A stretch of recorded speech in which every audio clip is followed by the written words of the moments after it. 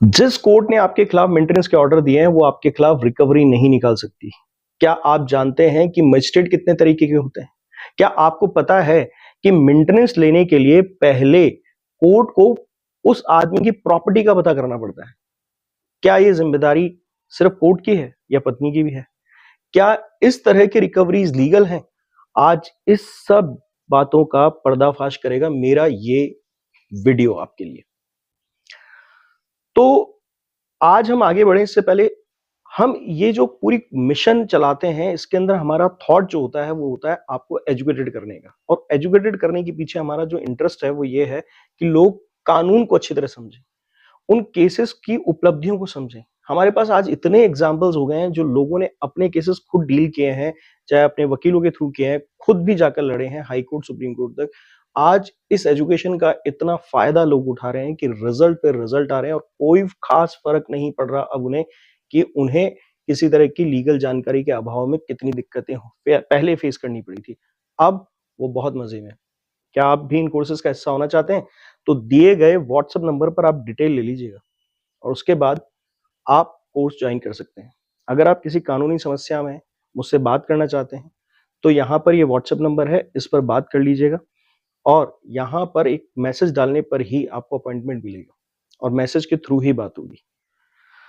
तो हम बताते हैं आज आपको कि ये क्या खतरनाक रहस्य है जो कोई नहीं बताता है।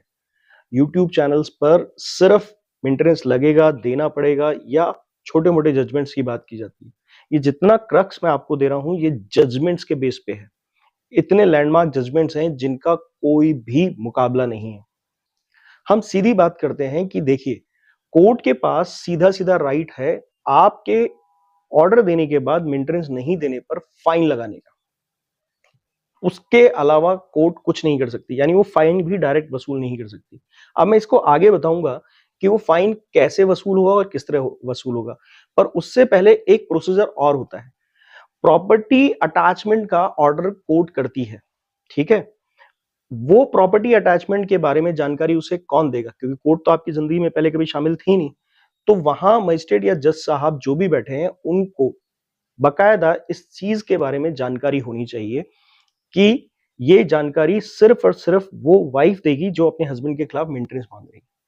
अब प्रॉपर्टी अटैचमेंट का ऑर्डर कई बार करती है कोर्ट, मगर अल्टीमेटली रिकवरी के लिए ही पुलिस को अपॉइंट कर देती है। पुलिस क्या आपसे वसूली कर सकती है? ये आप अभी आगे जानेंगे। मुद्दे की बात यह है कि आपका जो प्रॉपर्टी अटैच किया गया है वो अगर वहां नहीं है और अगर वहां लगा भी दिया है तो उससे रिलेटेड जानकारी वो बकायदा किसी जुडिशियल मजिस्ट्रेट के पास नहीं है। ये जुडिशियल मजिस्ट्रेट जो मैं आपको बता रहा हूं इसका मतलब क्या होता है पहले इसे समझ लीजिए।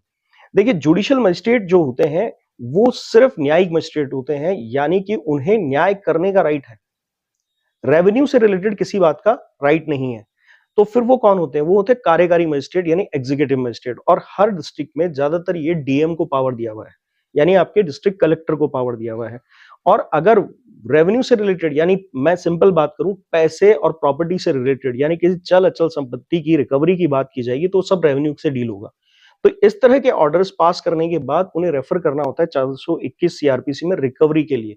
पर क्योंकि ज्यादातर झूठे केसेस के अंदर कोर्ट खुद इस तरह की जानकारी ना तो रखती है ना इंटेंशन रखती है, तो इस वजह से वो डायरेक्ट इस पूरे सिस्टम को बाईपास करती है। आपने इस तरह का दावा पेश नहीं किया, तो इस तरह से वो एक एग्जीक्यूटिव मजिस्ट्रेट की पावर्स को यूज नहीं कर सकते जो कि खुद उनके सबॉर्डिनेट होते हैं, उनसे पोस्ट के हिसाब से हायरार्की में बहुत नीचे होते हैं डिस्ट्रिक्ट मजिस्ट्रेट्स आपके सामने, जुडिशियल मजिस्ट्रेट्स। अब क्या किया जाए? अब यहां पर सबसे पहले यह समझा जाए कि क्या हमारे खिलाफ क्रिमिनल कार्रवाई हो सकती है, तभी आपको पुलिस का मैटर समझ में आएगा जो मैं आगे बता रहा हूं।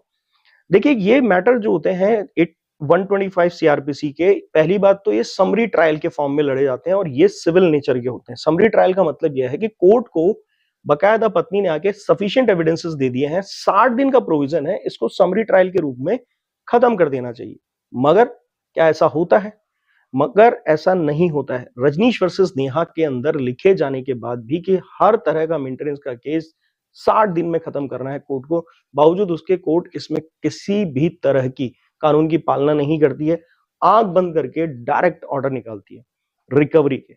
अभी रिकवरी का जब आप इतना समझ चुके हैं, डिस्ट्रिक्ट मजिस्ट्रेट साहब जो हैं, उनके पास ये पावर होते हुए भी ये गलत तरीके से हस्तांतरण किया जाता है पुलिस को। जब मैंने पहले ही कहा कि सिविल है नेचर में, तो पुलिस क्रिमिनल केसेस के लिए बनाई गई, क्रिमिनल केसेस को डील करेगी। और माननीय सुप्रीम कोर्ट कई सालों से बैंक की रिकवरी, लोन की रिकवरी, आपस में झगड़े की रिकवरी, पैसों की, उन सब से लेकर कोर्ट तक की रिकवरी के लिए अलग-अलग टाइम पे जजमेंट्स निकाल चुकी है। और कॉमन बात यही है कि पुलिस जो है वो किसी भी तरह रिकवरी में शामिल नहीं होगी। वो एक इन्वेस्टिगेटिंग एजेंसी है, उसका काम रिकवरी एजेंसी बनने का नहीं है। बात समझ में आई आपको? यहां पर आपको एक चीज अच्छी तरह समझा देता हूं कि सिविल नेचर के केसेस को कभी भी क्वासी जुडिशियल भी मत समझिए, क्वासी क्रिमिनल भी मत समझिए। यानी कि सिविल नेचर के जो केसेस होते हैं वो सिर्फ और सिविल सिविल तरीके से लड़े जाएंगे, उसमें कोई भी क्रिमिनल एक्टिविटी नहीं मानी जाएगी। उसके लिए अलग से केस लगा सकती है आपकी पत्नी, पर मेंटेनेंस का केस सिविल नेचर की तरह होगा।